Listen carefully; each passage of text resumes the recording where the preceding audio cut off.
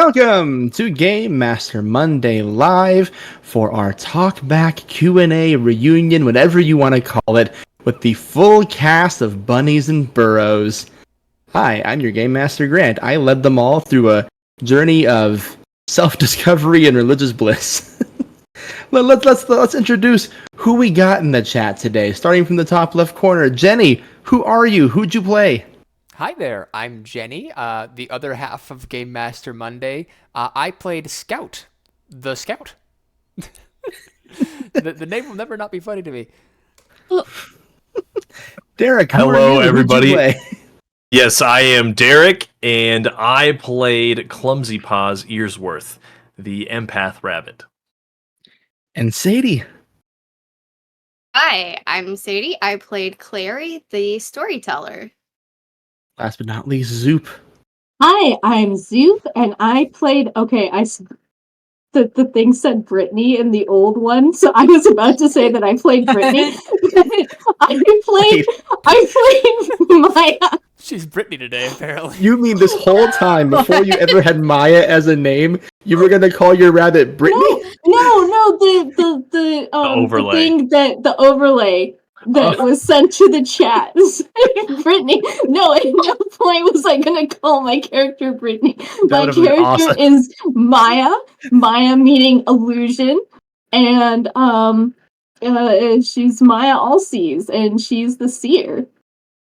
I am so happy to have all my friends back. I've missed seeing their faces on my screen. It's been, I don't know, about a month-ish since we last recorded, I want to say. So very fun to have everyone back together again. And thank you if you're joining us live. Happy to have you. Feel free to drop anything that comes to mind question-wise in the chat, or just tell the group how much you appreciate them, or make jokes. I don't care. I'm your babysitter. Do whatever you want in the chat. And if you're a person who submitted a question for today's Q&A, thank you. We got a lot of them. Turns out, when you make a game like this with a crew like this, to do things like ask a lot of questions and explore the nature of God and truth and storytelling, people have thoughts about that and want to hear your thoughts about it. And we're going to do just that. I want to keep things nice and easy. There's a real simple question, one for everybody. The first question I want to ask y'all is, how are y'all so cute? Oh my god. Someone was just really into the rabbits. So. Oh, okay. Stop! It's not that they saw my face and thought, it's cute, rabbits. No, That makes more sense. Who did our art? Gremlin? No. That would be Gremlin Frog Art, Okay. who you may know better as Tanlin from 5GMs in a Trench Coat. They do a lot of the art for that show too. I have been a big fan. They did an amazing job of taking each of our visions of our rabbits and making them just incredibly beautiful. Like everything that I thought out to say, I thought, okay, a rabbit that's so black, she's blue, she's got an orange bandana, and she likes mushrooms, and all of it was in there, and just the pose and everything was perfect. I don't know how Tanlin did it, but they managed to get the vibe of every rabbit before we ever recorded a single episode. Like the aura is correct for all of them. How the hell that happened, I have no clue. Psychic, I'm sure. So much. But that's how they all so cute, because Tanlin's a wonderful artist. If you are the runner of an actual play or just need art in general, dream to work with. I sent them, quite frankly, a couple sentence descriptions from everybody. The first piece of art came out, and then everyone was like, well, now I want something on my rabbit because it's so good. So I sent them more descriptions as the first pieces came through. Just a joy to work with. A super great artist. All right, now that the easy ones out of the way, let's talk about theology. Well, that was it. That was okay. Just immediately going into the fucking hitting us in the head with a baseball bat, eh? Mm-hmm. Welcome to actual Sunday school, where we sit in a circle. Someone goes, "How was your weekend?" And then we talk about. Anyway, I'm just kidding. There's some pretty easy peasy ones. I do want to ask everyone similar question, not similar question, but in the same vein, something for everybody. What was your favorite part of the miniseries? And we'll just go in Twitch order. So Jenny, I'm going to make you go first. Oh God. I think really looking back on it, the third episode or fourth episode, like we recorded those at the same time. Wherever it ended up, where we had that big revelation, about what the gods are in relation to the world itself, and just having all of our worldview just shattered, and then us having to deal with that immediately after. Cinema, honestly, it was my favorite. It was my favorite because we had all been having this. We weren't like unified on the idea of what the gods were. We just all grew up saying, "Oh, they're 4 individual gods" or whatever. Spoilers, by the way, if you haven't watched the show. If you're here, you probably know. And then just having them all be one entity who is just really like, "You rabbits, you do rabbit You things. rabbits. You do rabbit things, idiot." I didn't say idiot. That was an implied idiot. There was an implied Yeah. idiot in there. It's a good one. It's a good a one. good one. It's a good one. I love everyone's reaction to that scene, especially. Mm. What about you, Derek? Such a good question, and I am so bad at answering favorite questions because I am just not a person who has favorites. I envy that. Truly, can I tell you? I envy that. I mean, do you though? Because everyone asks you if you have favorite stuff all the time. Like security questions for your remembering your password. What was your favorite this? What was your favorite that? And I'm like, I don't know because I don't have one. Anyway, I think that my favorite part is similar to what Jenny was talking about. I was about to say Scout. Similar to what Jenny was talking about. And the part where Clumsy Paws and Scout are, he's saying something and then Scout's like, no, the answer is much more simple than that. And then and I was just like, oh yeah, okay, cool. Let's go with the simple plan. Just I don't know that little bit of role play, you know. When I am the one doing the lines and then I still laugh after the fact, I know it's pretty funny, right? It's just that Yeah. Obi-Wan and Anakin moment of like, hang on, we're smarter than this. Which one is which? I want to feel like Anyway. Scout is Obi-Wan in that very specific Probably. situation. Probably. I was the one who almost had the Messiah complex, right? So Yeah. Sadie, what was your favorite part? I also have a hard time with favorites. First thing that comes to mind, a part you enjoyed. I really liked the hug between Clary and Well Dressed. Oh my I god. thought it was a very touching moment. And I hope it healed something for everybody. I've gotten a few Clary and well-dressed questions, so that was a big impactful scene for a lot of folks. yeah, very intriguing relationship there. I'm excited to talk about it. All right, Zoop, what was yours? Okay, so first of all, Fox News, amazing. Second of all, when Clumsy Paws and was it a snake? And just being like, you know what? I don't feel like having combat at this moment, so let's just pack up and leave. There was the scene where Maya puts her paws around Clary's eyes and is like, what are we, you know, like, do you understand what I understand? And Clary's like, yes. And and Maya's like, good. And then just the sheer amount of animal violence that occurred at the end. It got a little slapsticky at the end, but it's also because I couldn't roll for beans. And everyone's plan was just working. Also, that was coming on the tail end of like what essentially a 4-hour recording, and we were all like pushing whatever like late in any time zone is. We were there, and we were all just like fighting through it because we were enjoying what we were doing and each other's company, but we're also like, oh my god. It's 2 a.m. right now. Man, what was your favorite moment? Oh gosh, that's right. I You am gotta part of this answer Q&A. I'm too. not just hosting it. Am I? Oh gosh, I have so many. But I think my absolute favorite moment. It's similar to the one to Jenny has, and my favorite where I don't do a whole lot as your game master to sit back and watch my talented friends roleplay, but everyone's reactions to the Forest God scene, just sitting and talking to each other and coming up with ideas and exploring your own hurt feelings. Maya kind of being on board with what they were saying, but also kind of help friends be on board with what they were saying. Like, hey, we can listen, still do like our own things. It's fine. They said that was fine. And then just everyone coming together at the very end to hit the revelation point. Like, we should burn the farm. Fuck it.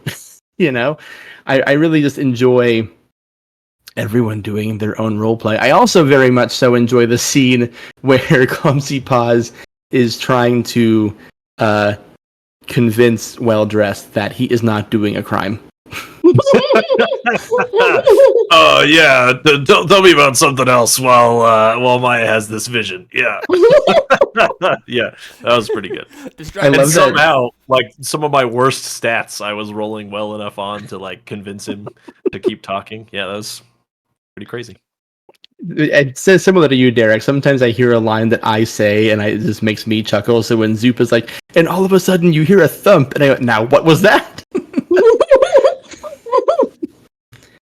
Yeah, I always enjoy just talking about everyone's favorite moments. So I got some cast-specific questions for y'all, kind of diving into your very character plot itself. Am I still clipping? Do I sound good? You are clipping. Dang. Yeah, do you have a gate or something? Great question. Or do you have Discord set to cut out background noise? Maybe. I don't. Let me see what's up with my microphone. What- This is probably why. Hang on. How's that? Well, you'll Is have that to a lot talk better? a little bit more, but remains to we'll be seen. find out. Sure. Do I Yeah. sound like a person again, and I'm not Yes. being caught up by a laptop mic? Cool. Discord picked the wrong microphone. Let's do this for reals now. Woo! Classic. Sorry, chat. You'll never know what my favorite scene was. Anyway, Well, they heard it mostly. good. Mostly is what I aim for. Let's ask some character cues. I got one for you first, Clary. Okay. I don't know what's better, making you go first or last, but here we go. Clary, as a storyteller rabbit under the mentorship of Well Dressed, having been told the incorrect story your whole life, do you think that you will ever, quote, make up with him, or has your relationship with him changed going forward? I think that there was always kind of a bit of tension between the two. They had a very close relationship, and I think that he always knew that that she was kind of free spirited and didn't quite listen exactly how he would want her to. And I think that just became more apparent through the events in the story.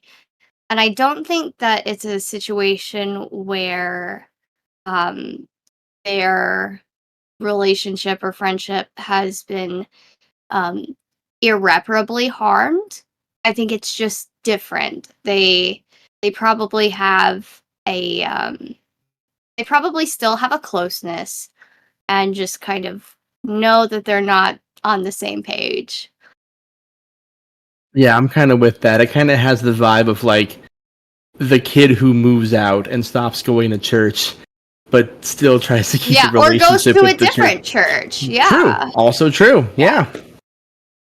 So yeah, I'm kind of the same boat. I don't think Well Dressed could ever bring himself to fully hate Clary or think that No, I something's don't broken, think but they're not going to see eye to eye.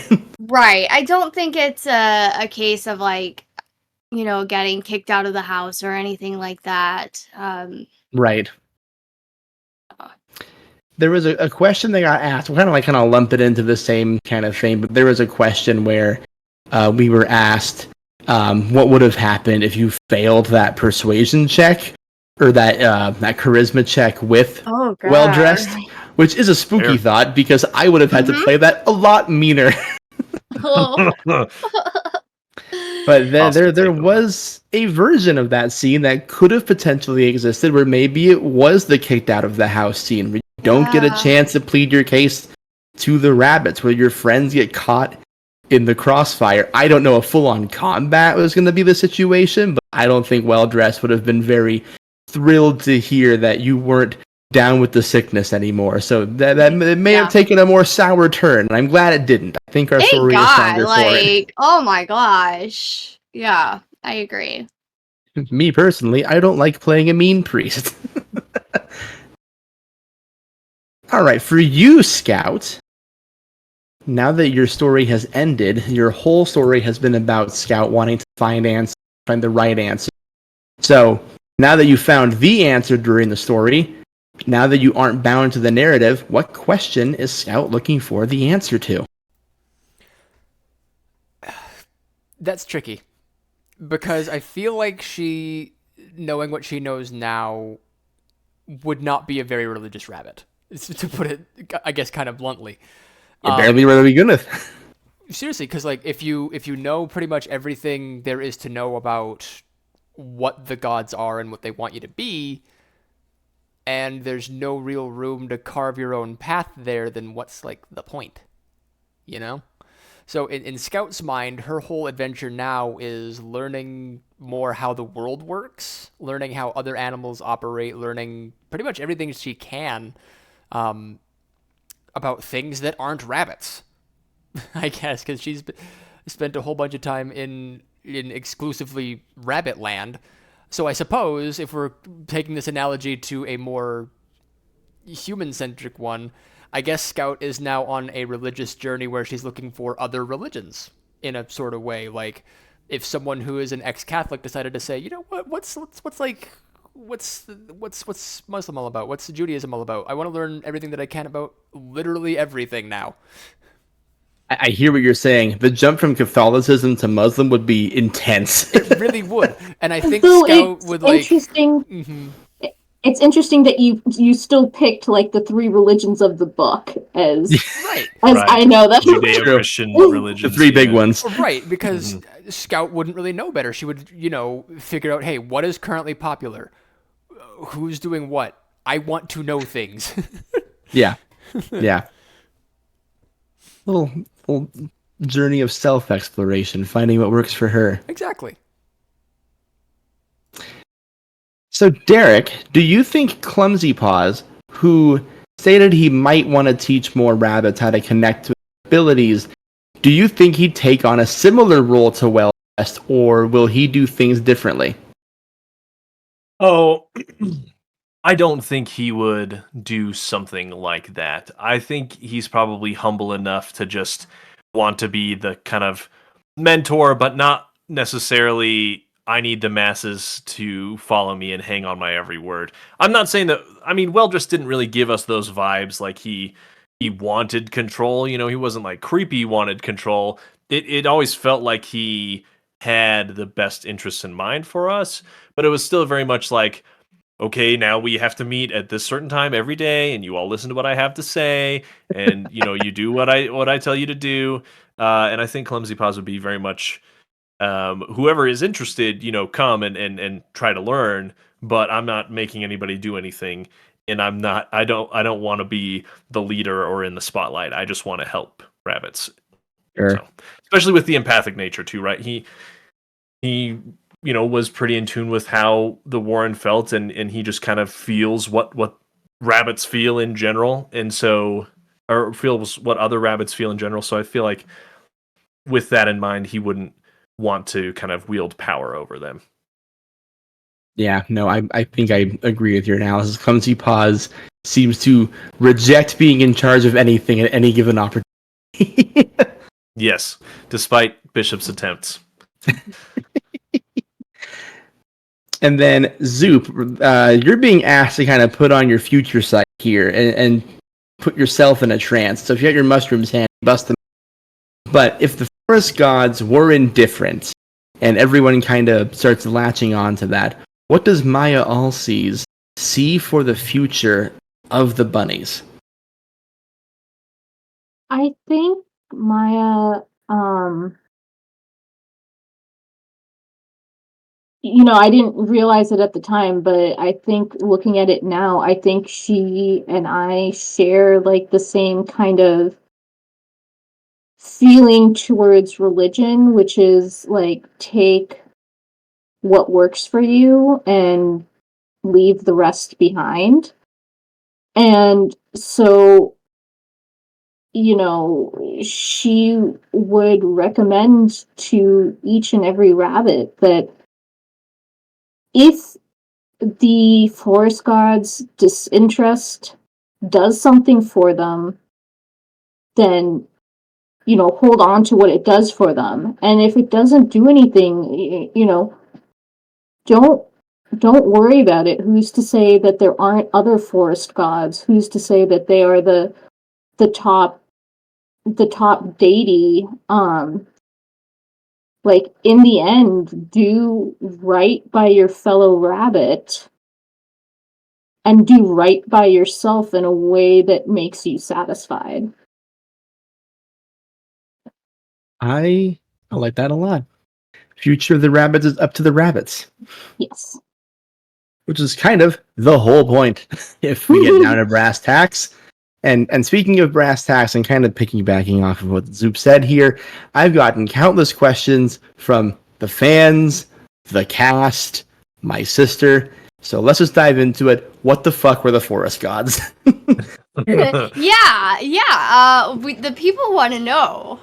Literally, I got 3 or 4 different variations of this question.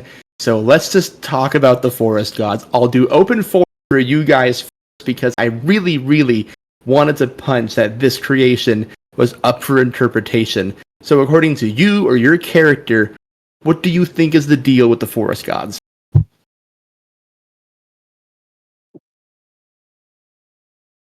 Don't all jump at once. We go first. Open forum. I'm not going to call on you this time. If you have a thought, share it. Oh. I liked Zoop's analysis there that, like, what if there's more gods? What if they're minor gods? What if, that's pretty cool. There could be endless possibilities. And maybe the future rabbits find something more meaningful. That works for me. Are you asking us more like what the forest gods meant to us or what we guess it means to you? Like, you can answer the question literally or you can answer the question personally. I'm just Mm-hmm. curious what your thoughts are. Because they are kind of the epicenter of all the lore, and there was never really a clear answer given about what their deal was, or why some animals knew about them, some didn't, why the rabbits are god worshippers, why Weldress knew what they were but had never seen them, why Oyaris never saw them. 4 random rabbits in why one they appeared to particular you warren. guys. Exactly. So there's a lot of mystery surrounding these guys, and I very the question about what their fucking deal is on mic. It's very biblical in a way, though, isn't it? Maybe. Wherein I have a. Go ahead. it's super Old Testament feeling to me, where a lot of the time people are like, no, this one guy talks for God and that's it. Like, you have a prophet. But then, like, the prophet talking about God is like, well, what if God's this? What if God's that? And then, like, the definition never really stays all the same because people are fallible. we make mistakes. And I think defining deity, that's difficult to say. I could have said defining divinity as well, and that could have been a total tongue twister. Even harder. Even worse. Is such a difficult task because we as humans cannot comprehend what would make the divine truly divine, So I think the forest gods are literally just an interpretation of what humanity comes to regard as what is spiritual. So, like, you can believe in whatever you want to believe, and that could take hold or take image of your own faith. This is what God is to me. This is a personification of what God is to me, and that is different from person to person. So, Yeah. I, What I was gonna They were a say plot device. is, similarly, I think that the forest gods were a manifestation of the internal desire to seek more and to seek truth, but in the sense that especially the facet of the internal desire to find the simplest, most logical truth. You guys are all smarter than I am. This has been a great answer. So, one thing that I found very interesting is Jenny said it's very biblical, and that was not my first reaction. My first reaction was that's very Hinduism in terms of the fact that, like, at least in my understanding of Hinduism, which is not everybody's understanding, so let's be clear, I do not speak for all of Hinduism as a whole, but in my understanding, there is some sort of supreme energy, presence, whatnot, that is up there and is probably largely uncaring and disinterested. It just exists. I mean, it's disinterested and interested in the same time, but it just exists, and then we all just see facets of that great power. And so some people know that facet as Allah. Some people know the facet as God. Some people know it as Jesus. Some people know it as Vishnu. Some people know it as, I don't know enough other God names, so I apologize for that. Yeah. But so this whatever you want to call it, supreme Godhead, the supreme power, manifests itself differently to each person. And so in that same way that, like, the forest gods, I believe you said at one point that, like, the forest gods, like, I appear as different things to different people, is just very, very what I understand about Hinduism. And, it then makes me wonder, if I'm seeing it as very Hindu and Jenny's seeing it as very biblical, and it is, meant from Grant to be a reminiscence of biblical, it makes me wonder how different are any of our religions. I think Zoop cracked it, actually. So I'll pull my curtain back here. I'll reveal.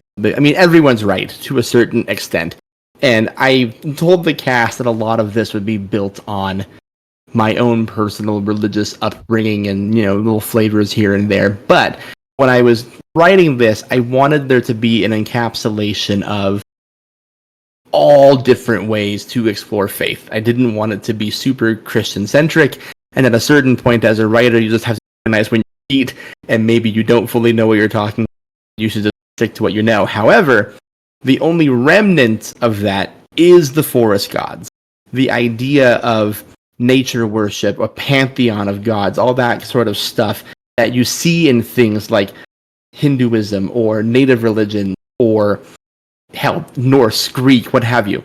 I wanted some element of that to still be present, so the forest gods are kind of birthed from that concept, right? That there's an energy or a pantheon, aura, or what have you, that kind of like low-key guides everything and lives in everything and has its proper place. They eventually kind of become the stand-in for religious interpretation, what we hold dear as people. Oyaris even goes out of her way to say, when I have my visions, I don't see gods, I see the people I love and care about, which is also an extension of this, like, light energy being you're all constantly seeing. When you actually have the conversation with them, they shapeshift, they split, they appear as all the different things you've been taught about, because they're not things, all things. So, and at the very core of it, I mean, Sadie caught it when we were recording, the forest gods are the essentialism part of essentialism versus existentialism. A very literal nature being who just comes out and tells you to embrace your true nature. And that's why you're on Earth. You are an animal. You serve a part in the food chain. That's why you're here. So there was a lot of things going on with them, but at its core, that's what I wanted them to represent. They chose you four rabbits because your characters had something about them that was off the beaten path, and this forest god entity knew that if they were going to return as many rabbits as possible back to nature, they were going to need the ones who were asking the questions. This is where you four walk in. So that's where they come from. And then all the different interpretations, of course, it's been discussed. I was asked, is there a particular religion that ties to the main NPCs with Oyaris? Am I still clipping? Let me try this again. We're going to be cool. Is everything cool? Are we good now? It's Do I sound better? when you have a whole bunch of sentences at once. Maybe I'll just slow down and not get so excited. It is when you get a little bit more animated and when your volume increases. My technical difficulties brought to you by Cox Internet. Yes, Anyway, the long name is story on short. purpose. It is bunch of cocks. Anyway, long story short, the forest gods are an amalgamation of all ways to learn about faith, only to come away with the answer that nothing matters, but everything matters because it's the same planet. So I wanted them to represent existentialism, and it was a wink towards like other ways of thinking about faith. So It is. they're whatever you so want them much to be. The clipping is so much worse. No! I hate everything. This is tragic. Do you have your noise suppression powered by Crisp on? Check your bottom left. By the My hang up noise button. suppression, powered by Crisp. It'll look like a little wave. Yeah, it's I like do when have your it voice dips down quiet enough that it clips off, and Turn then it off. How's that, folks? Is this even better? We'll see. 'Cause I just turned No. the thing off. Do you hear me in full sentences? Is God Right now, himself yes. blocking me from speaking the truth? It's we're about to possible. watch someone get struck by lightning real time, folks. Here we go. If he has the nuts. Anyway. Sorry, Sadie. That's fine.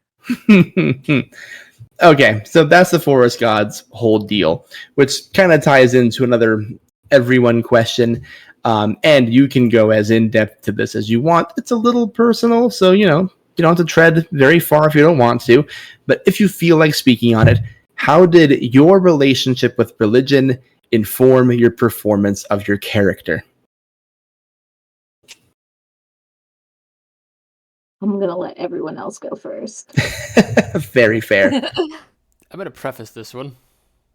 Okay. I'm transgender. And, I feel like that's just kind of the statement. There you right go. there. That's all you need. Yeah. and with my experience with religion, me and Grant both, I guess him to a lesser extent, me to a different extent. It's weird how I want to think about it, but We had different paths. we did. There was this whole disconnect with being in the LDS church, being Mormon, that people are like, you don't need to think more than, skin deep about who you are as a person besides what God wants you to be. You are born the way that you are. Also, kind of fuck you about that, because if you are any other way, if you like boys, if you're a boy, or if you want to be a girl and you're a boy, that's a sin. You are inherently evil by wanting to be anything other than what you were born to be. Golly, that kind of sounds familiar, doesn't it? What? What do you mean? So, the name Scout being very specifically for a scout and putting her into that neat little box that says you cannot be anything else besides what you are. Jesus H. Christ, can I be more on the nose? Stop! You're gonna make me cry. Oh no. So that's why Scout. Only half kidding. I'm only half kidding. That's why Scout being someone who is told your job is to survey the edge of the forest, make sure that nothing bad happens, come back alive, and be cool with that. And she's like, okay, but what else is out there? You have shown me the temptation of what can be. You have shown me what the problem, quote unquote, the problem is. And now I just want to go out and figure out why it's a problem. Why are you telling me this is bad? And when she finally gets to go out and experience these things for herself on a personal level, she's like, this fucking rules. Why have you guys been telling me this is evil and bad my whole life? I feel better than I've ever felt. The fuck? I love you, Scout. I love Scout. So she is very much a personification of the don't do that Christianity. And then she's like, but what if I do that? What happens if I do that? And turns out it's rad as fuck. Turns out I'm a happier person because of it. And you've been telling me that I'll be evil this entire time, and I feel happy and fulfilled? The fuck's wrong with you people? Anyways. You kind of... No, yeah, I mean... Don't suppress your youths, ladies and gentlemen. Don't do it. Or everybody, excuse me. Fuck, I gotta get out of the habit of saying that. You grew up Mormon. I did. And it all ties back to that. You touched on something that got asked in the chat, so I won't bogart too much of the time here. But to answer your question, Lex, the reason why tell this story in this system, what exactly made me want to make this a big exploration of faith and religion, Jenny hit the nail on the head. It's because of the character creation mechanics in the game. Because you roll your stats, and whatever you end up with is the rabbit's job for the whole campaign. They don't change their job or their nature, if you will. They can put their points into other categories, but Scout will always be a Scout, even if she isn't a good Scout. She could have a whole bunch of points in charisma, but she's never going to get called a storyteller. And that's when my brain was like, I know exactly what I'm going to do with this, and I want to see how they respond with those mechanics. So that's why the story is the way it is, because of page, I want to say 3 in the Bunnies and Burrows book.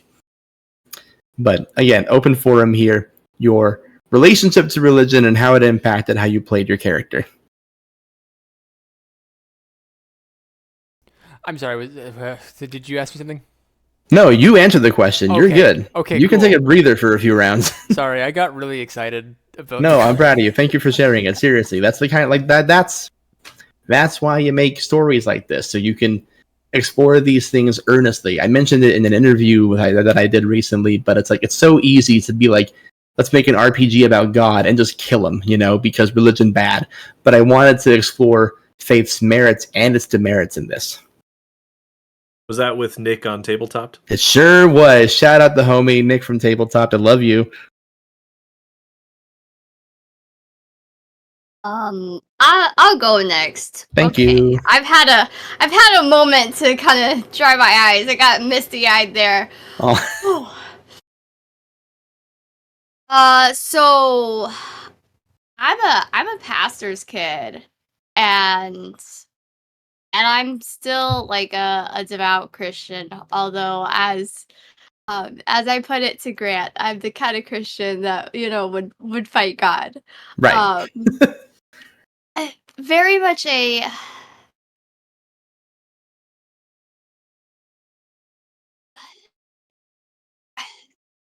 My faith definitely parallels Clary in a. I feel like I am constantly wrestling with what I know and what I've been taught and what I believe in a way that accepts that I will never know for sure everything. And I have to be okay with that. And I have to be okay with what I believe and the ramifications of what I believe and how it affects who I am as a person and how I move throughout the world. So. I like that a lot. Clary's point of view the whole time was very appreciated. both from a storytelling perspective because it sure moves the plot forward, but also just like I think like Clary by and large asks a lot of the really like probing why questions, and her eagerness to learn is very much so reflective of like what you've shared with me in your journey. So I was like, it's God, we very nailed that one. it's very much coming from a genuine place of trying to refine. And for some people, a faith journey is tearing it down, and that's okay. For people like me, it's filtering out all the junk Mhm. and figuring out what's left. It's kind of like what Zoop hit on, a very take it or leave it buffet of Yeah. faith in your relationship to the divine, right? Yeah. Okay, so speaking of me, I'll go next because I don't think Derek's ready yet. So the thing is that I'm not a Christian. I don't have a Christian background any more than what you get, like what you take in automatically by living in the US and Through pop culture. through like pop culture, and meanwhile, and also being someone who's like actively trying to resist that information. So in a lot of ways, I think Maya and I shared that, where we were getting a lot of information, but we didn't know necessarily what it was referencing. So just like she's seeing her visions and she doesn't know quite what they mean, I was going through it and I'm like, this means something to everybody else, but I'm not sure what that is.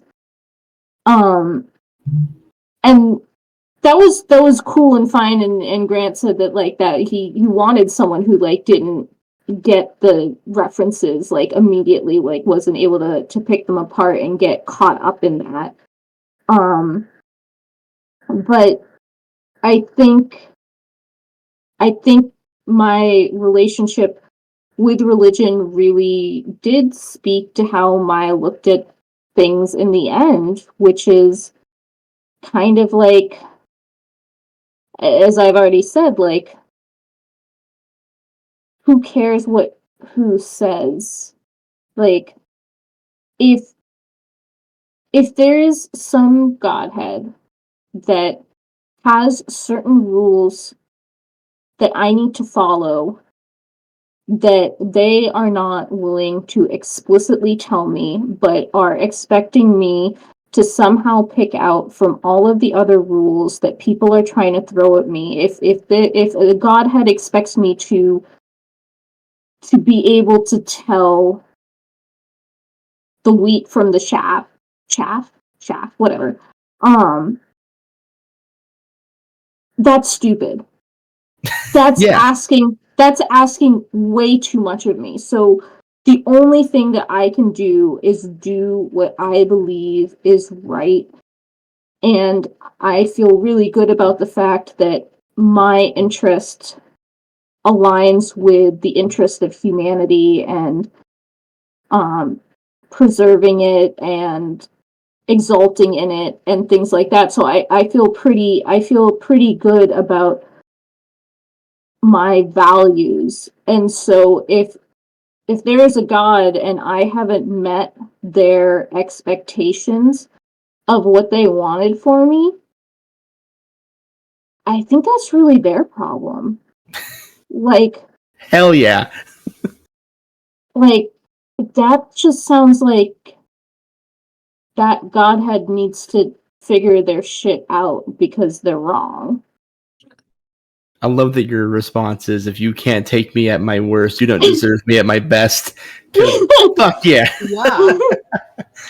I'll go into it more later as we rattle off more of these questions, but I was both very grateful to and very afraid for Zoop, because I was like, I am very deliberately taking my friend who I know is not Christian and throwing her into the story where it's going to be a lot of references to that.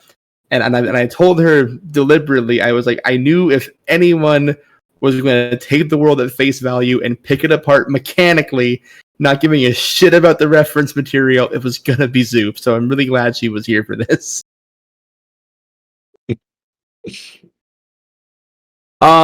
Yeah, I guess I'm the last one. As far as my religious experience goes, if you stacked me up against 10 random people around the globe, I would probably be considered the most religious, even though I don't feel like I am the most religious. Just purely based on like the time commitment I have put in over my life. But anyway, that's not me trying to be holier than thou at all. No, it's no, just no. that I don't feel like I am more or less religious than other folks, but I probably it probably affects me and my worldview more than I can recognize. And so as a result, when Grant pitched this to me, it was a long time ago. We've had this for a cast for a minute. It was probably fall of last year, autumn of last year. But even before that, he had been on my show, How Not to DM, and we were talking after, and he said, "Hey, I've got this idea. I want you to be on the show sometime next year." And I was like, "Great, I'll do it.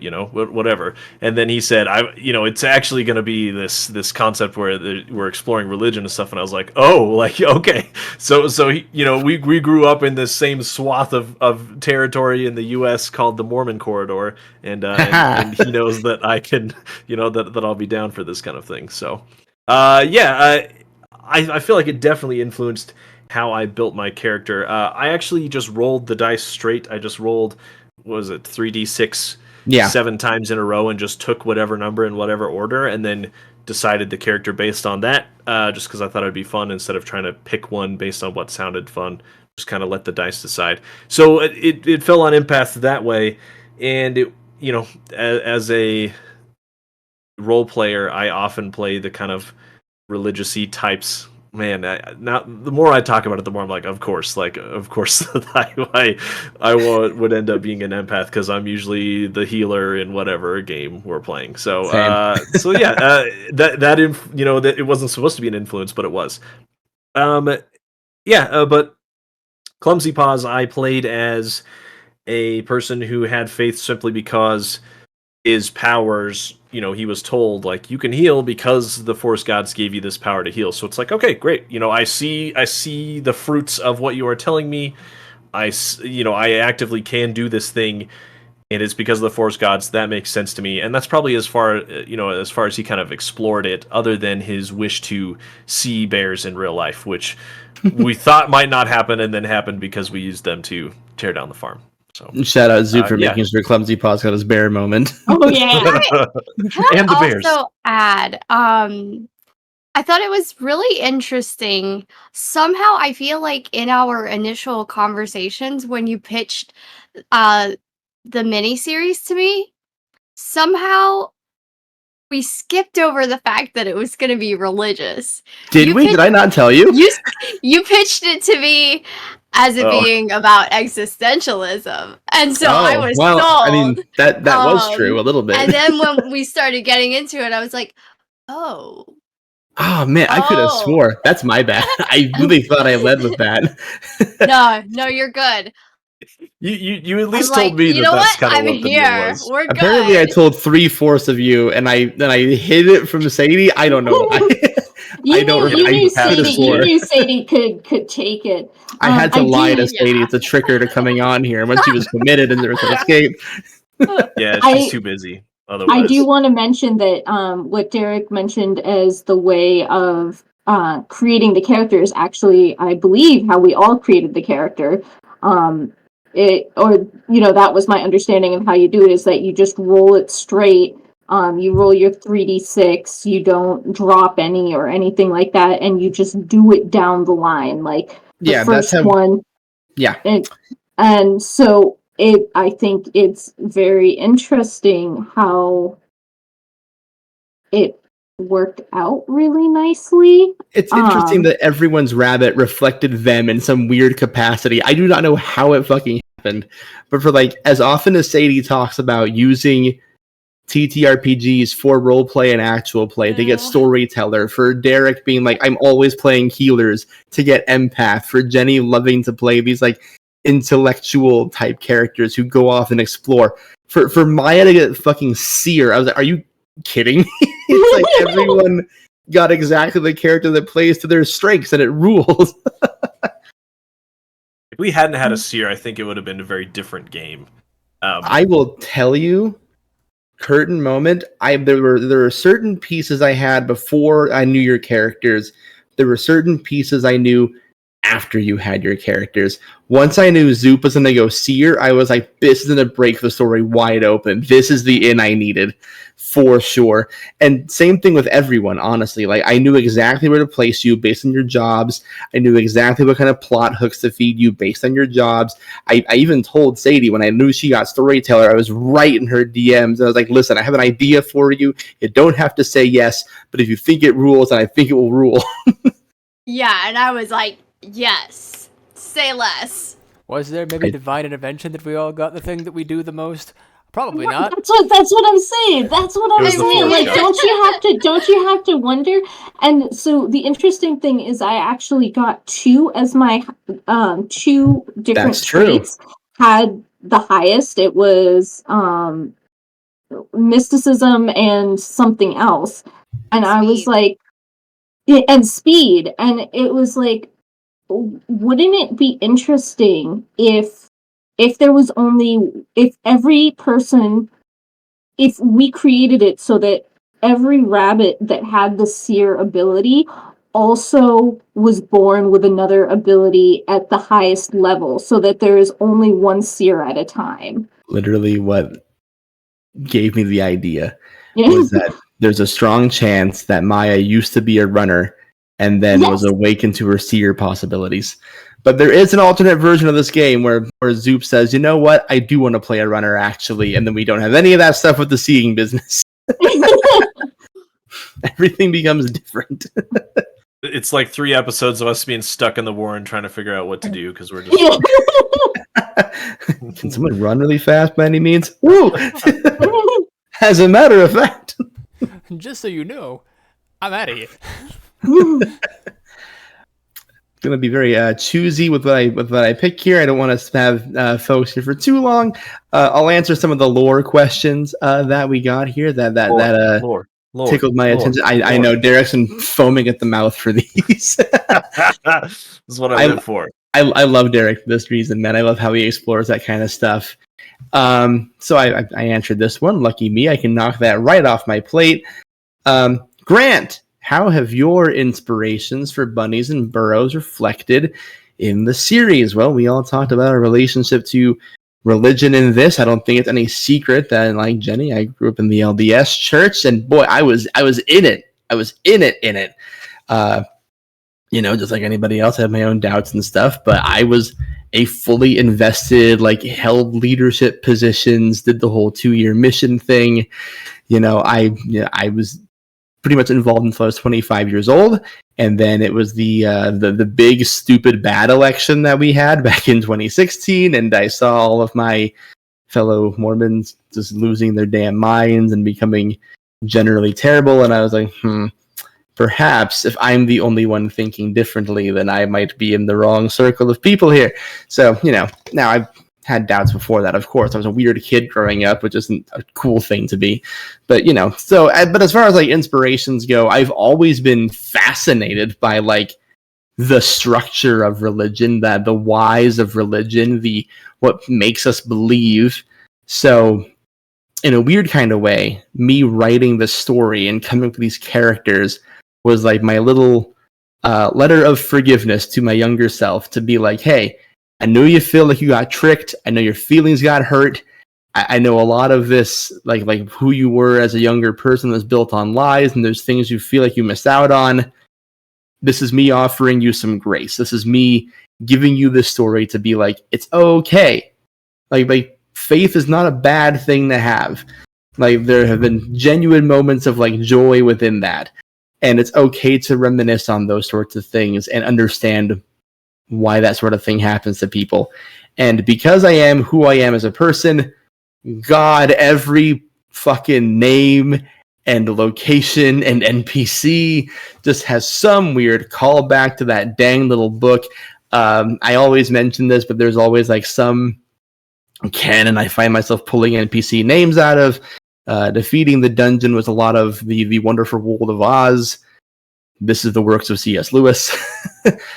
Eagle-eared listeners may have caught on to names like Well-Dressed Tousle-Headed being two of the ghosts from the Great Divorce. That was a Divine Comedy, which is what Alighieri Farms is based off of. Named after Dante Alighieri, who wrote Dante's Inferno and Dante's Paradiso and Purgatorio.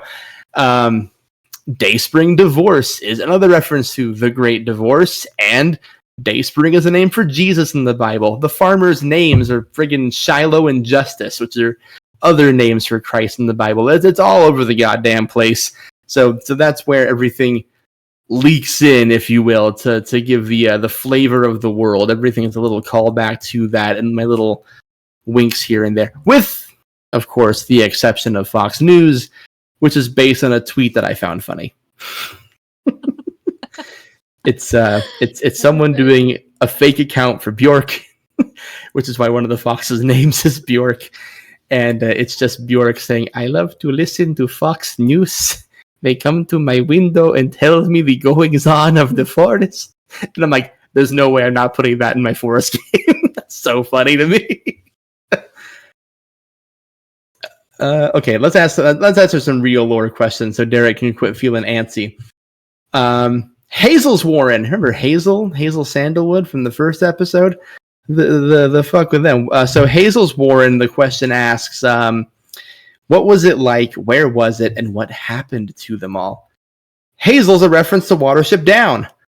Hazel is the main character of that book, and in that book, spoilers for like a 50-year-old novel, and horrible, terrible, well, not horrible and terrible in the like terrifying way, not in the bad way, movie that got made in the 70s. But Hazel is the main character of Watership Down. At the end of that book, there's this big, huge fight between the Warren that Hazel founds and this guy named General Wormwort, who comes and attacks his Warren. So Hazel's my little wink to that story, where instead of overcoming that fight, Hazel becomes the lone survivor in that fight. So in episode 1, I mentioned that Hazel's a convert, moved into the Warren, and just in general came from a place of destruction where nature came against them. So that was kind of my whole idea there. That was me winking to this being a Watership Down reference, because originally the story was going to be very based on Watership Down until Abria Iyengar stole my idea. So whatever. Which is exactly what happened, and I will not hear any other arguments. Totally. I got big magicked by Abria Iyengar is what actually happened. How much of the God's speeches had I planned up front in the episode 3 vision?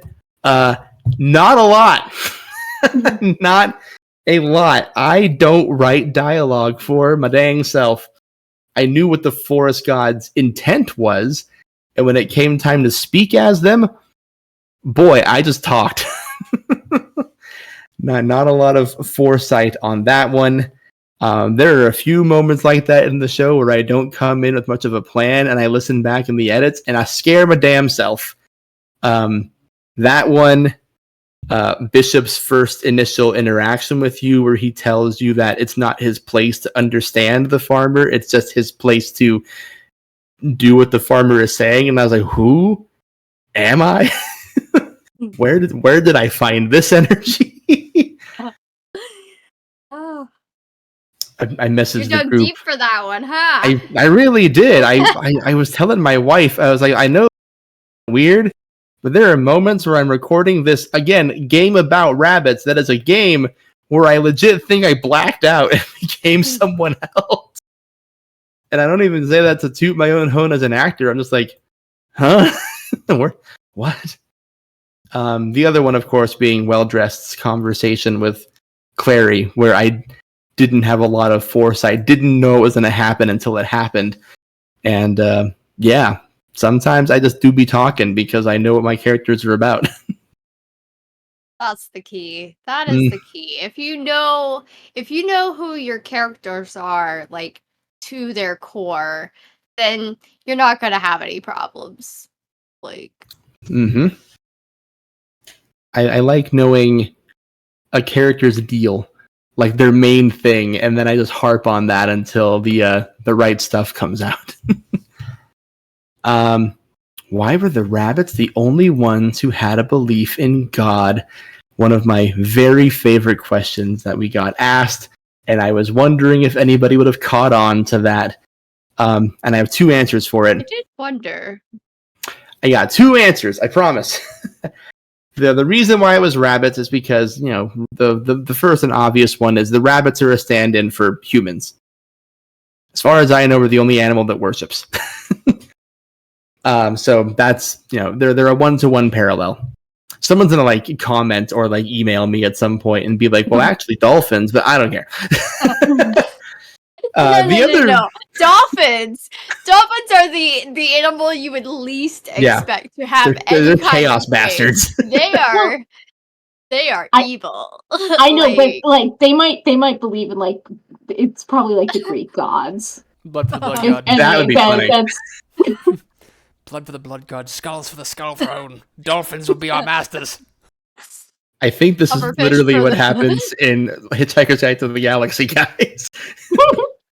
Pufferfish sacrifices. Exactly. If I ever see like a pentagram made of dolphins, I'm gonna freak out.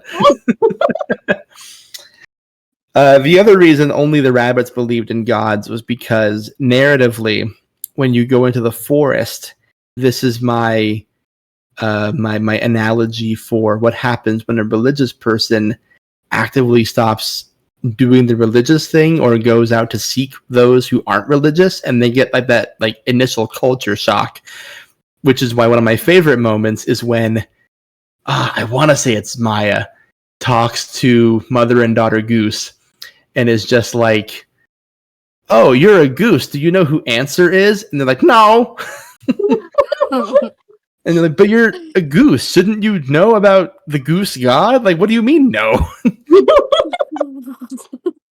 The forest is literally the world, you know? I think at least the Christian ones, every major religion is like, be in the world, not of the world. So this is your in and of the world moment where you realize that, oh, wow, they don't believe the same things I do. This is actually scary. But of course, because you are who you are as people, no one got scared by the forest. And the one time the forest had a chance to actually do harm, Zoop yoinked Derek away. Sadie did help. I was Sadie ready. I was ready. Why could Clumsy Paws and Maya heal and have visions? Because the game said so.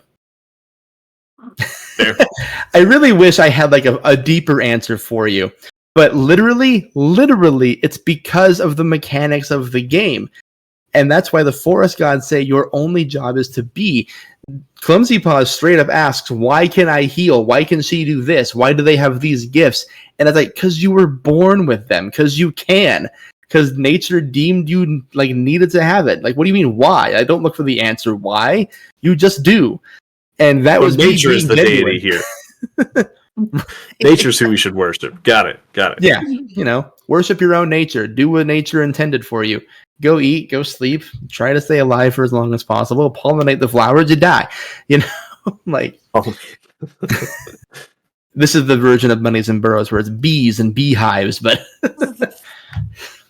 that'd be an interesting game. Everyone is drones. That has to exist, right? I'm sure someone's thought of that. If they thought of this game, someone has a bee version, I'm sure.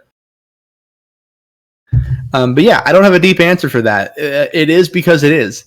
And that is why the forest gods are the way they are, because the game deemed it so. Yeah, go ahead. What if it's a social intrigue game with bees where they're all fighting to be the consort of the queen bee? Now you're talking. Now we got a Yes. game going. Politics and Yes. backbiting and stuff. Beehive Game of for Thrones but for backbiters. bees. Tune in next year for our next miniseries where we Same do cast. same cast.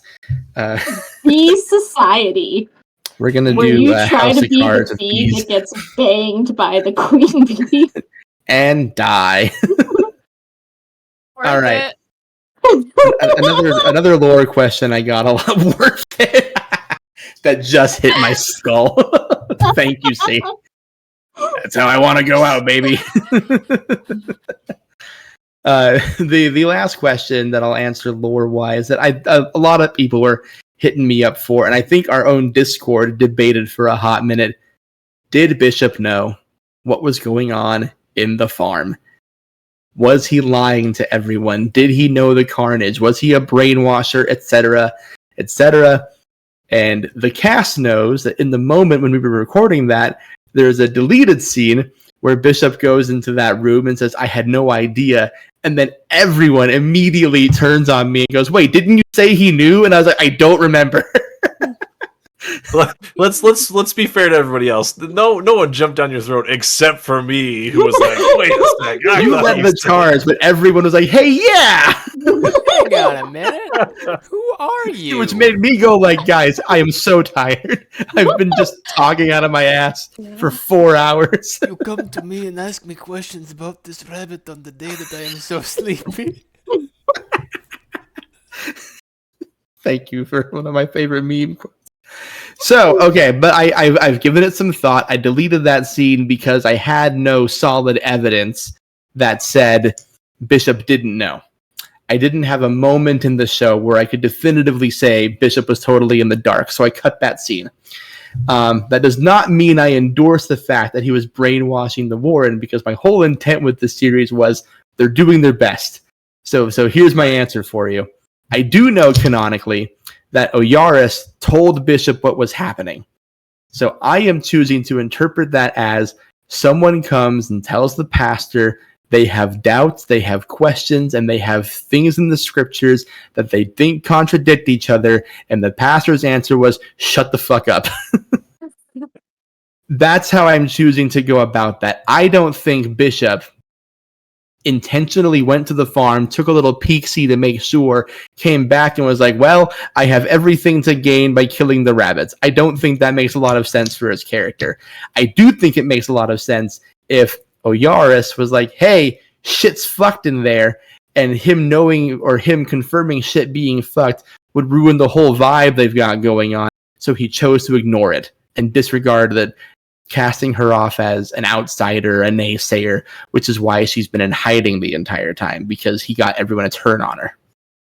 I think also that it's potentially a case of, oh, this person says that there's something fucky going on there, but if I do something about that, then that risks more than just letting things lie.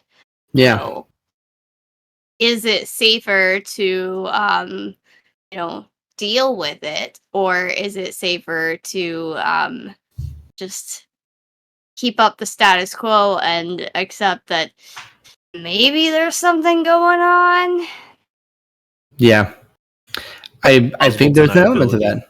Exactly. Plausible deniability. Is it safer to just keep everyone doing what they're doing? So yeah, I think that's Bishop's deal. I said from the get-go that Bishop wasn't a fully trustworthy person, because I do think Bishop is the stand-in for a person who saw an opportunity for power within a religious structure. So that's who he is as a person. In my head, for those who are familiar with the LDS canon, I'm seeing this guy as like an apostle, a person who like perhaps knows how the hot dog is being made, or has an idea that it might actually not be what's going on, but chooses to plug forward anyway, because clearly they're doing something that's making a lot of people happy, which, take that for what you will. in a similar way, I'm not going to sit here and be like any one particular spiritual leader in this story was the good one. I think they all have their pros and cons. Someone even sent a message in the live Q&A that was like, the farm seemed pretty nice, actually. Which is like, yeah, you see how this can happen to people? Yeah. The farm does seem pretty nice. I'd go to the farm. I was on the farm for a while. I totally get it. Sometimes the farm is what people need. Yeah. Listen, I'm not going to sit here and tell you that my whole religious upbringing was all bad. I'm a straight white guy. It was catered to me. I had a lot of things given to me on a silver platter. I didn't have a reason to ask a lot of questions unless it was standing in the way of something cool I wanted to do. And even then, I had a long leash. So, it happens. Okay, I'm going to shift gears again here. I'm trying to go through as many questions as I can here, but I don't want y'all up too late, so I'm going to just ask some of the final questions here that I think are cool and interesting. So a dual question for Sadie and Clary. That's the same person. Sadie and Zoop. Sadie and Zoop, do you think... Nope, let's try that again. You two seemed to find a real friendship in the series out of the gate. What drew your characters to each other? I think that a lot of it has to do with just how earnest and genuine they both are. And I think that they were drawn to each other in that way. Yeah, and I think there was like a mutual understanding that is, how sometimes you just meet somebody and there's that understanding between you where you don't question them in the same way. I mean, like Scout and Clumsy Paws both had questions for Maya and Clary. Like they weren't 100% bought in immediately, but like Maya and Clary both just had this feeling pretty quickly of like, we know something is up. Right. And we yeah. both know it. And we don't need to question the other person, where it's like, you found your bosom buddy. And Right. And I think that visions and stories are very much related. They're cousins. And I think that Clary views visions as just like another type of story. And so it's like having a buddy. Yeah. I had a little headcanon in my head. This was never discussed, but like the thing that made sense to me was when Zoop and I were talking about Maya. I think we discussed the idea that Well-Dressed wasn't too gassed about having a seer in his warren. And we hinted about it in episode 1 a little bit, because you go to talk to Well-Dressed about it, and he's like a little standoffish, but is giving like his little his friendly visage, if you will. Mm-hmm. And knowing what I know about Clary, who probably really wanted the old seer to be more vocal, was super gassed that someone maybe closer to her age or someone she already knew was now the seer. So it's like, oh, finally, I can talk to this person. Yeah, exactly. Derek, question for you. Why did Clumsy Paws resist the spotlight when he was on the farm? When I was building Clumsy Paws as a character, I actually specifically put in my notes to Grant about his background. He can heal, but it's not like he's got a messiah complex or anything. So, like, that's just you can't give me that. I'm gonna try and tempt you with a.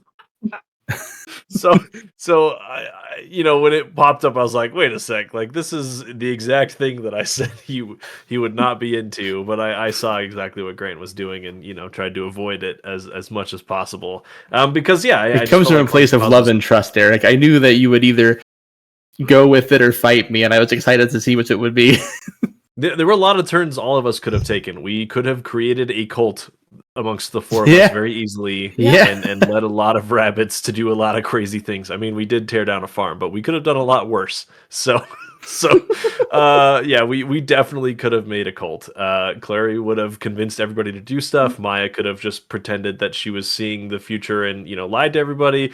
Clumsy Paws could have, I don't know, performed miracles, and Scout could have been the one like pulling the strings behind the scenes. The muscle. There's so many, so many things we could have done.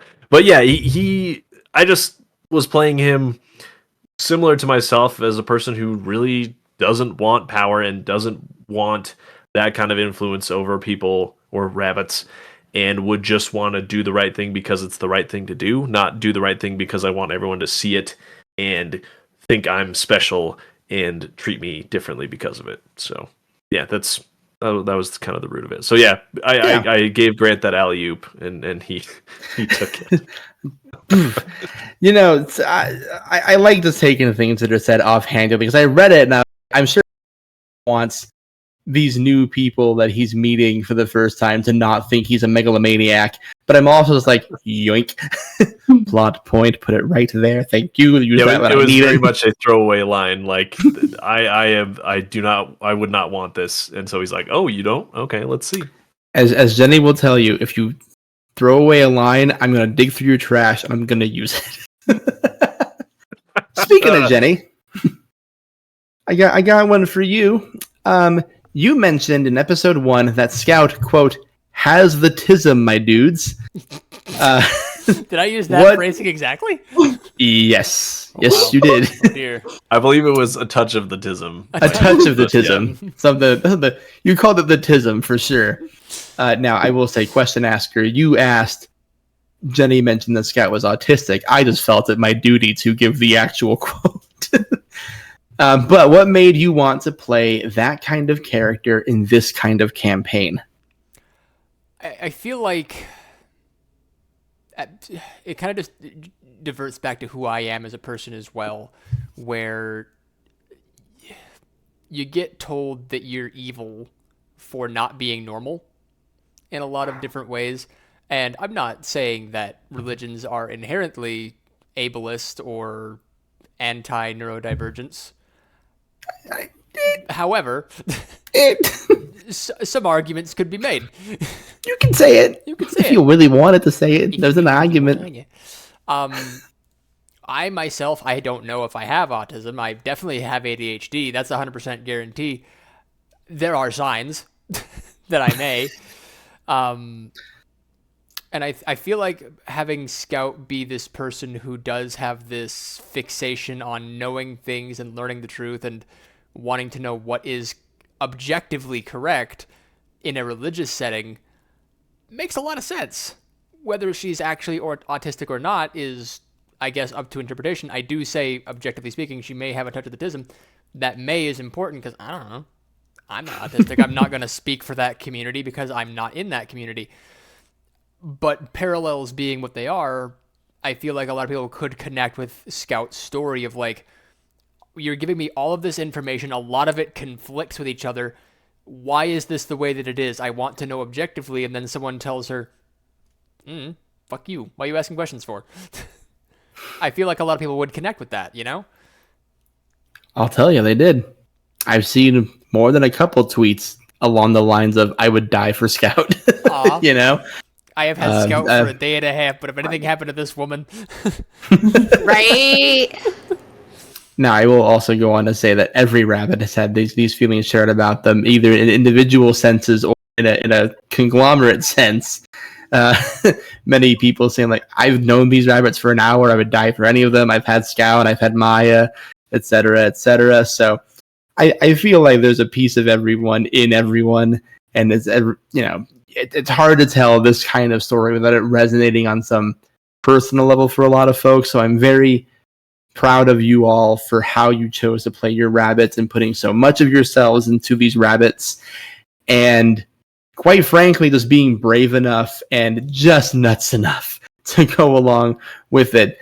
Like I said, I tried to warn everyone, I guess except for Sadie, that this was going to be, like we're going to be talking about religion. I mean, and honestly, I just need you to be cool about it. you probably mentioned it a little bit, and I probably just forgot. That's probably what happened.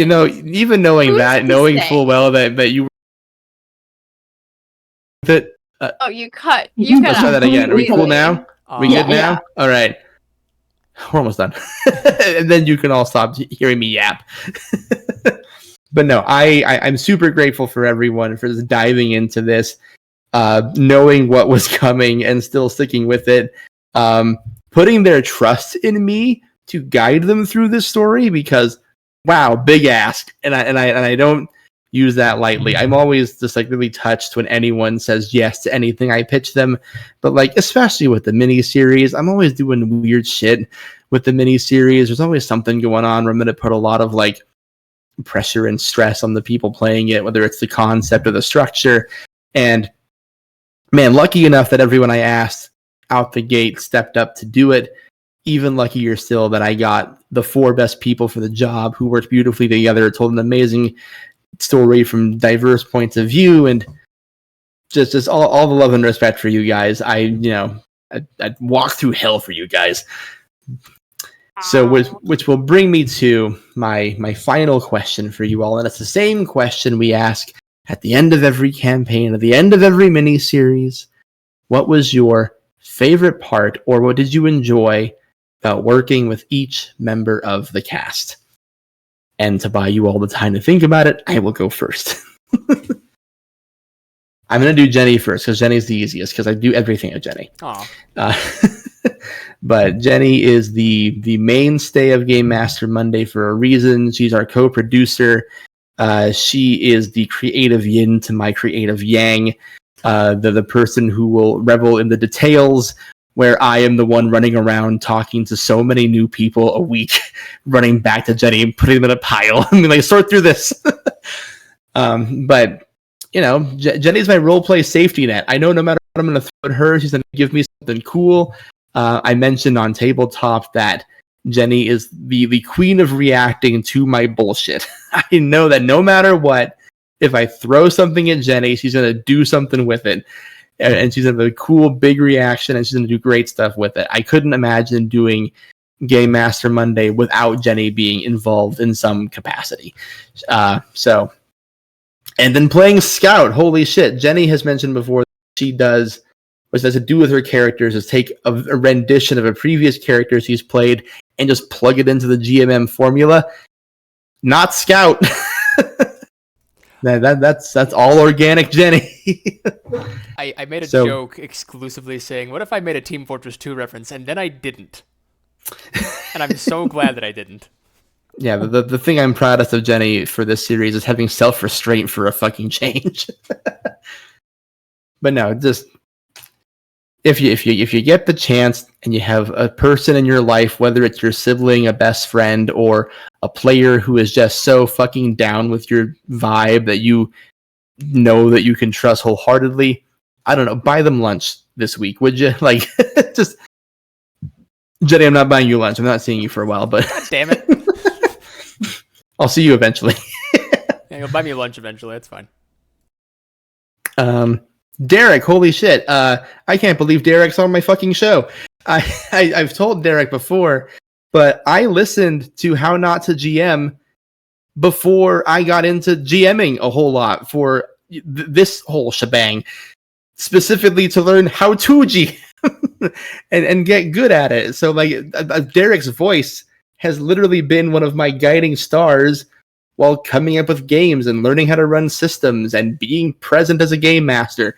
And then I went on his fucking show, and that was nuts. And now he's on my fucking show, and that's nuts. This man interviewed Jasper Cartwright, for crying out loud, and he knows me. Like, what the fuck with that? So, like, I don't know. I'm honored to know Derek. I love Derek's brain. I love the energy he brought to this project.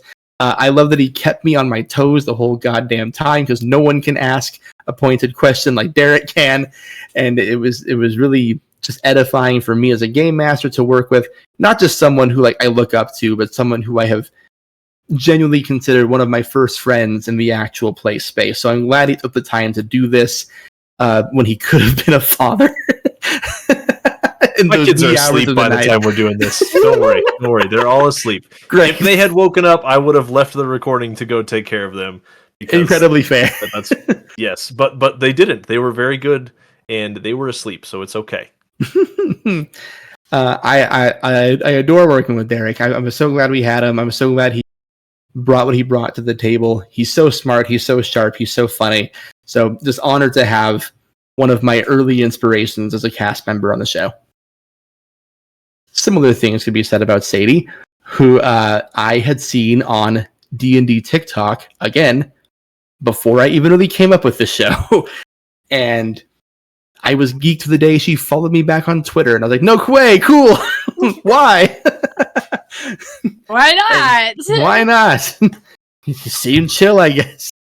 And then just getting to like know Sadie through the course of this game, just like seeing a lot of like myself and her story, just like really just meeting someone who you vibe with on this level is so rare in any capacity, let alone like in a shared storyteller sense. And, you know, not just taking the time out of her schedule to come and do this show, but to bring nothing less than her A+ game and be like real and authentic and honestly like asking the kinds of questions and making the kind of suggestions that make me a better game master. There are things that Sadie specifically asked and talked about in between recording sessions that I am taking into future recordings and future games.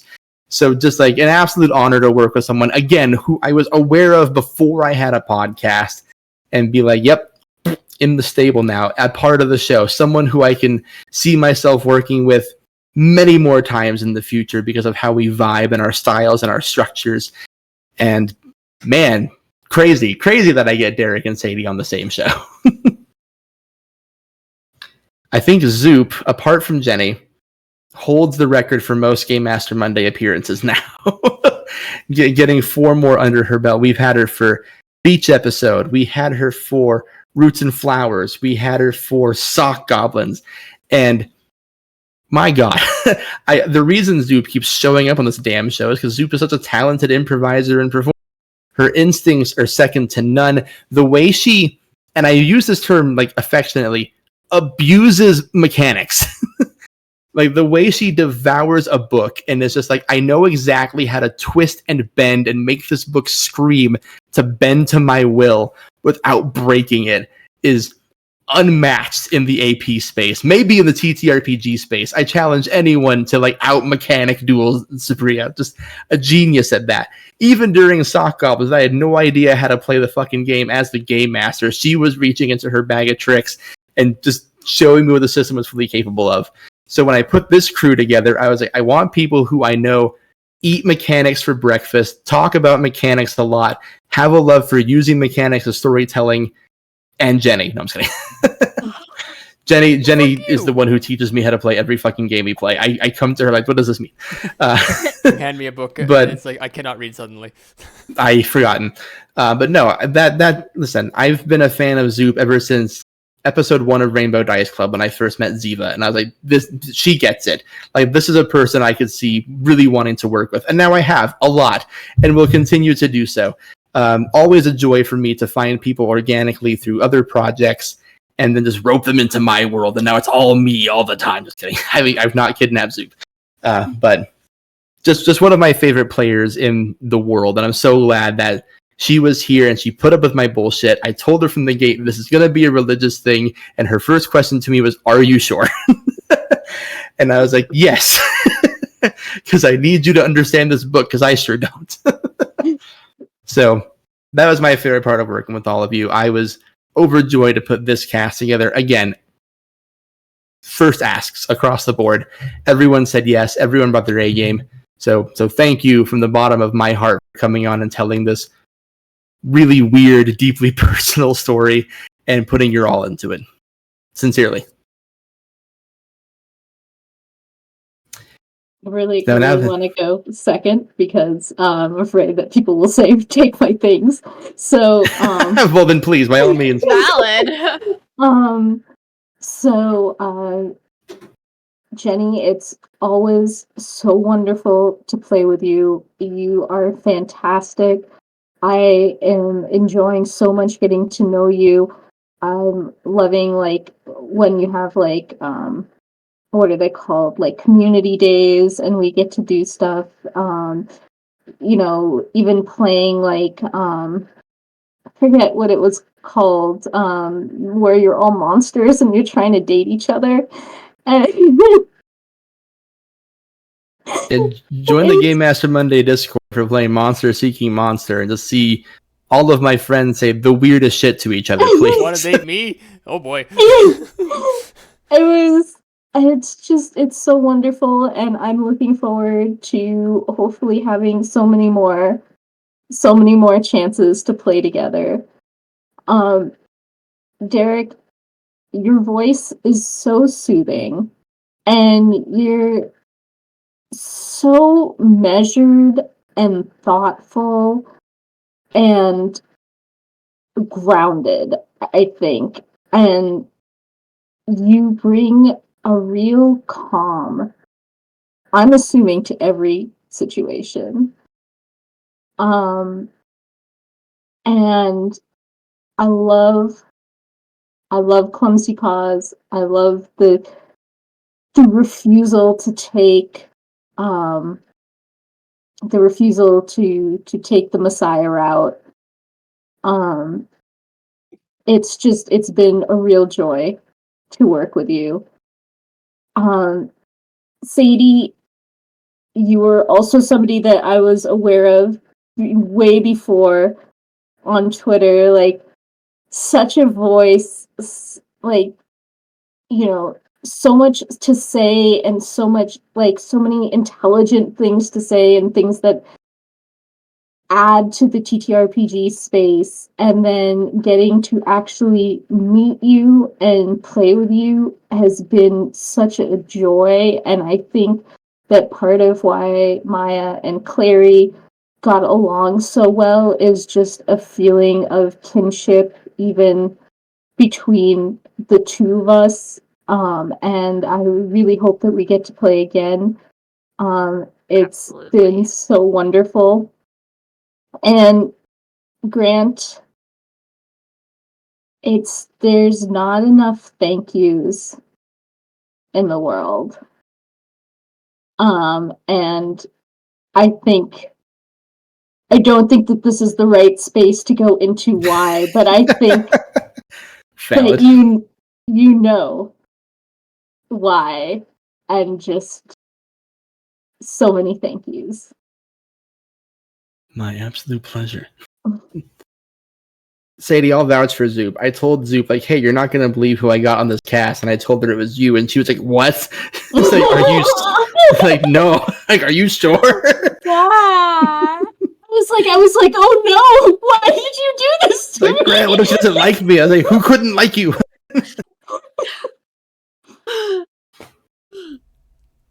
No, when I asked who was playing, because I was like, you know what, like I want to make sure that I'm getting in a table that's not gonna be just like all white dudes. Never. You know, no. Yeah.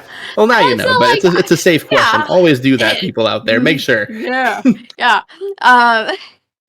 And so like I clicked profiles and I was like, I saw Zoop's picture and just like the joy on your face, and I was like, this is someone I want to game with. And meeting Zoop, and like you were exactly that. A joy. Just so much joy. And I love it. And yes, there's definitely that kinship there. Like, you're not misreading that. Grant, I feel like a lot of times I get I've had a lot more experience with playing D&D, and I always try to jump at the chance to play other games. So getting the opportunity to play something that's not D&D was amazing. So thank you for that. And thank you for introducing me to these amazing people, because they're good folks.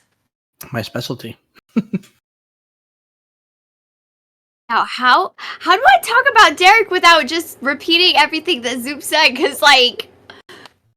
I mean, you can. It was Grounded, really I nice to mean- hear it all. I won't mind. Yeah, please. Go on. It's rare that you meet someone who is both grounded but also really funny. So that was a blast.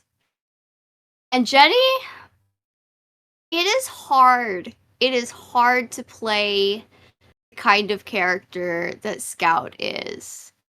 And seeing how you handle that, with the logical, analytical mind, but also having the full range of emotion. It was brilliant. Loved it. And loved meeting you.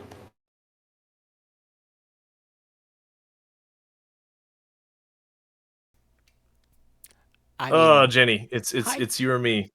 Odds or evens. Odds or evens. I could flip a coin, or I could just go. I was just gonna roll a dice. Yeah, go. if you're gonna choose. Well, you're Easy. first then, Mister. Roll the die. Fuck it. Buckaroo. Derek, I will admit, as far as being in the TTRPG space, I find it very difficult to tune into podcasts for an extended period of time. Just kind of my nature, I guess. The whole not being able to focus on something unless I'm like nailed in. So I always will admit that sometimes when people come on the show, I haven't seen their stuff. I actively went out after meeting you and was like, I need to know what this man does. You are, God, such a deceptively smart person. Like, I don't mean that in an offensive way. Like, Deceptively. like that kind of way. Like you meet like someone who seems kind of unassuming and kind of plain, like Columbo smart.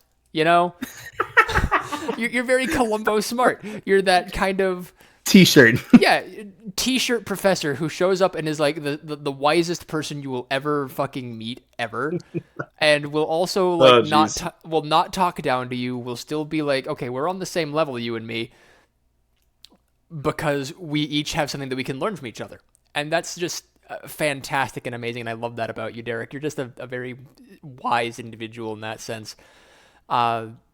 Grant, for as much as I will be jokingly violent towards you,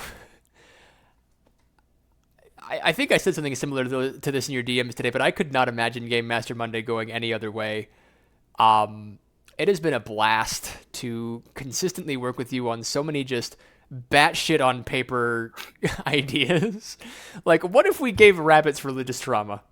Is essentially what Bunnies and Burrows boiled down to. And that was my second idea. Yeah. And I'm like, yeah, but like, what if though? And of course, you and I will always like figure out how a way to fine tune things, but this has just been objectively a joy to work on. Just like finally hashing through our childhoods in a way that's like we're bagging toy rabbits together, but it's making sense and we're working through it. It's God, I don't even know how to say it besides it was super like cathartic and therapeutic to finally go through this shit with you of all people. Of all people. Well, you know what I mean. I do know what you mean. It's okay. I'm not ribbing you. Sadie, just God, you have a beautiful soul. You are you're a very just kind and sweet and just smart person to like look out for other people. Like, I love the way you play Clary as such this innocent but like very knowing person. Like, there's naivete there, but there's also a lot of like brain power behind it. She's not. It's hard to put into words because like you're gonna make me cry. Oh, You're very. Do it. Cry. Shut up, Grant. Think of the thumbnail. I'll kill you. You're a very welcoming presence, and one that I think more spaces like this need. Because you're right, a lot of them are just like a whole bunch of white dude bros who want to slap barbarians together, and that's fine.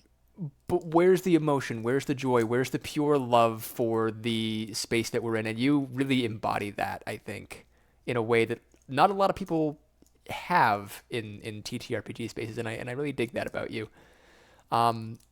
Zoop, as always, you are one of the funniest people I've ever met. Absolutely a joy to work with you every single time. I love Maya as a character. I love that she is very much like you, but also so very different from you. You know, like she has these moments that are like still incredibly serious, but if you take them out of context, just cracks me up. Like, this is a rabbit eating forest mushrooms in the woods somewhere, having a big experience, like a big out-of-body experience, talking to a duck or a rabbit or a goose, and it makes me fucking think like it makes me fucking think existential thoughts about who I am as a person, and that is just so Zoop. I forgot about the duck. I'm not gonna lie. It's well, I don't think there was actually a duck in the campaign, but like still, There's a duck in the campaign. There is? It's in Okay, the cool. 4th episode. That's how you get over the fence. That's right, It's the duck that because carries Zoop you talks over to it. very unfortunately small gap. But seriously, it's so.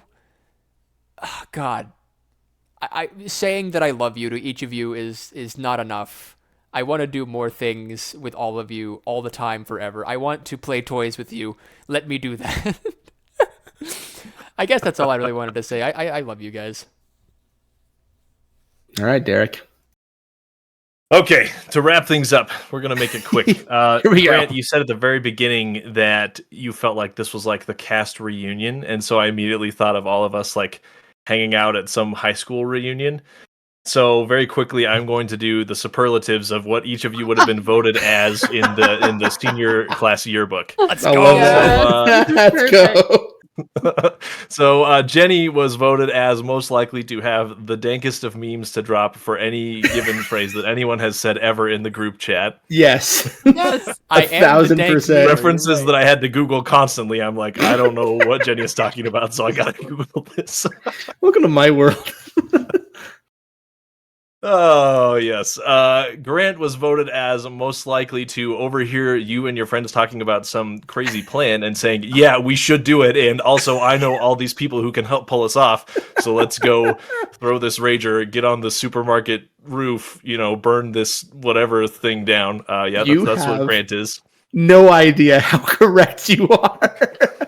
I was the kid crawling around in the sewers. Storm drains and stuff, like the washes and whatnot. around your Absolutely, neighborhood? in the tunnels, Oh, yeah. What if late at Oh, yeah. night. unironically, I we feel it. have gone through a fucking storm drain with Yeah, I actual brought her. torches. I've been to Vegas. I know the landscape. Yeah. Sadie is voted as most likely to bring treats to the party unasked, and also to make sure that everyone at the party is drinking enough water constantly because she cares about Yeah, everybody that so much. tracks. Throw up.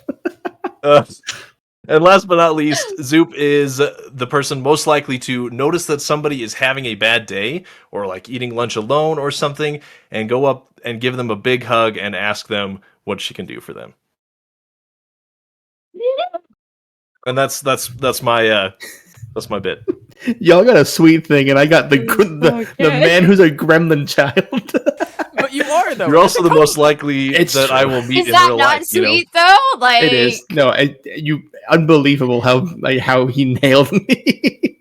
That is such my vibe. Nailed you, you say. I stand by it. Not gonna walk Everyone, it back. nope. I almost said pegged. Anyway, so what a note to end on. Bring it back. We're cool. We're good. We're all don't think friends we here. can. I don't know. I don't think we can bring it back from Derek pegging Grant. Stop it. Not for my friends. Jenny, God. If I had a nickel. Ninth grade all over again. Everyone, thank you again for bringing your voices, your art, your talents, your irreverent attitude towards this mini-series. Audience, thank you for listening to this. As a creator in a space full of heathens and atheists, I know this is a hard sell. So thank you for not just sticking with it, but sharing it on your social medias, showing it to your friends, posting about it, retweeting it, commenting, submitting questions. It blows my mind that anyone gives a single shit what I think about anything, let alone finding our community and our audience and finding new friends through doing this mini-series. So sincerely, thank you, cast. Thank you, audience. And ironically, this is already up on Twitter, but I'm going to share it here anyway because I didn't think we would go this long because I should have known we all enjoy each other's company. But I do have a special Game Master Monday announcement to make here at the very end of our stream. Starting on June 13th, we are launching a whole new program. We're still doing the podcast proper. Don't you worry. That is not changing or going away ever. I'll do it till I'm dead, which will be in 3 months. No, I'm just kidding. But we are starting a new live stream show. It is called Game Master Monday Presents. And we are using it to feature the folks who have always wanted a shot to be the game master, or maybe don't have the tools or the methods to be a game master in the AP space, or just have an idea they've been kicking around for a long time, but they can't justify making a whole podcast or stream for it. Game Master Monday Presents is going to help give those people their platform. And June 13th, we're launching the very first one. It is starring friend of the show, Lex, who you may know as @LexGetPizza on every social media. They're playing it in Monster of the Week, and the story is called Camp Meadowview. It's going to be a lot of fun. It's a campy horror podcast. I've been in the cast group chat lurking around like a little sneaky producer, and I'm very excited for what they're cooking up there. So June 12th, get the date right, June 12th, we are launching this show right here on Twitch. It will come out every week for 4 weeks, and then we're going to go right into another one in July, and that's being GM'd by our friend Sierra, who you may know better as Rage Panda Pajamas.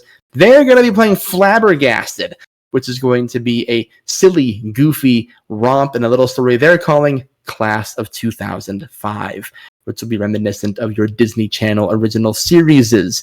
So stick around, hang out with us. We have a lot of cool stuff on the horizon. We have a new episode of Game Master Monday coming in exactly a week, and it's insane. It's the most insane one shot we've ever done on the show. There's Game Master. Say that. There's too many Game Masters on that episode. And that's all I have for you. So, everyone, thank you. I think we can officially put the story of Bunnies and Burrows to bed. And same with all of you. Go to bed already. Thank you for listening to Bunnies and Burrows. We'll see you next time on Game Master Monday.